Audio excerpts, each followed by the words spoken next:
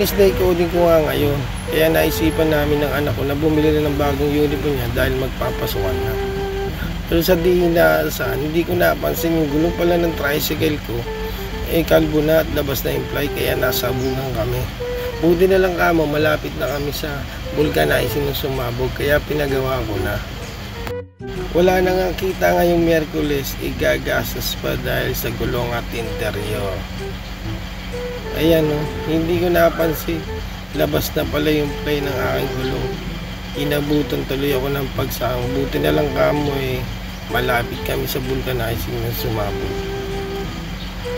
At yan na nga, kinakabit na ni Manong vulcanizing yung aking gulong. At maya maya lang pagkatapos yan, didiretso na kami sa bayan para bumili ng bagong uniform ng anak ko dahil sa magpapasukan na. Dumiretso na nga kami ng anak ko dito sa Malolos bayan. Pero sa Maunlad Mall kami napunta gawa ng dito nga raw kami bibili ng uniform na blouse at palda para sa gagamitin niya sa school. Dito na lang kami bumili kasi para mas mura. Kasi kung sa mall kami bibili, siguradong mas mahal doon. Kaya dito na lang muna. Pero syempre sabi ng anak ko, gusto niya yung school supply. Sa Walter kami bumili. Kaya pumayag naman ako na sa Walter kami bibili ng school supply niya. At ayan, sinusukot na nga ng anak ko yung uniform na nabili niya. At katapos nga nung okay na nagbayad na kami, hinihintay na lang namin yung sukli para kami makapunta na sa Walter Mart para bumili ng school supply ng anak ko. At ito na nga, paalis na nga kami ng Maunlad Mall. Nandito na kami ngayon sa Walter Mart Malolos para bumili ng school supply ng anak ko. Siyempre, naghahanap muna kami ng mapaparkingan ng aking tricycle bago kami pumasok sa Walter Mart Mall. Ayan.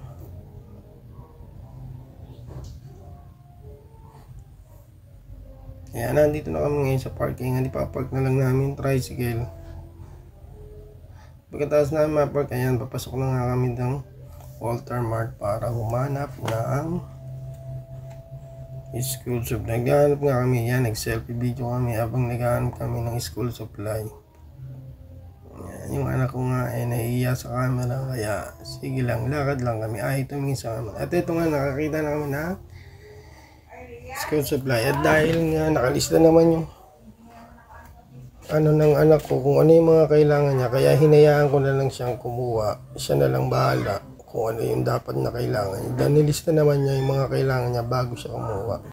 Kaya tara, samahan nating mamili yung anak ko ng school supply para gagamitin niyang back to school sa kanyang first year high school.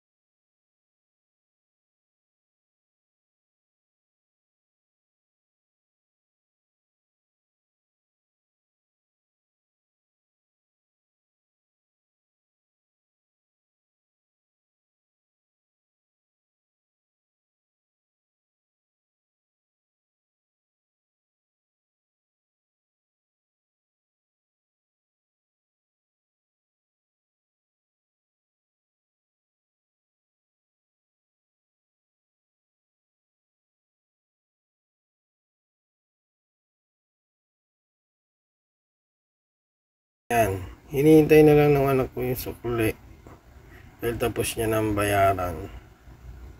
Ayan, tapos na nga at sabi ko nga sa anak ko, diretso na kami ng EO para paigpitan yung salamin niya. At andito na nga kami sa EO para paigpitan yung salamin niya. Libre naman yun kasi dito naman namin binili yung salamin niya. Medyo maluwag na nga kasi. At ito na nga, pauwi na kami, nandito na kami sa parking area ng Walter Mart para umuwi. Pero dahil nga sabi ko nga sa kanya, gutom na ako, kumain na kami sa McDo.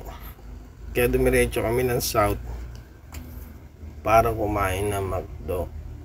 Kaming mag-ama. At ayan, nandito kami sa Tanapuli parking. At ayan, papasok na yung anak ko sa McDo. At dahil siya nga nakakaalam dito, siya ang umorder dahil hindi ko alam yan. Papindot-pindot niya yan dito sa McDo. Ayan, umorder na nga kami ng aming kakainin. Dahil lagpas lunch na, halos 1:30 na yan.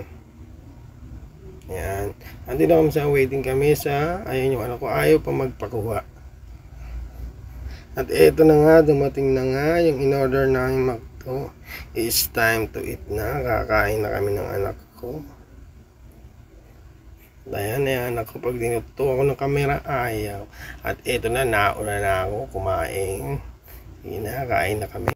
Ayan, sarap nga akong kumain. At ayan, binidyo ko uli yung anak ko. Pero ayaw talaga, nagagalit. Kaya sabi ko, sige, ako na lang ang kakain. At ayan, patapos na kami kumain.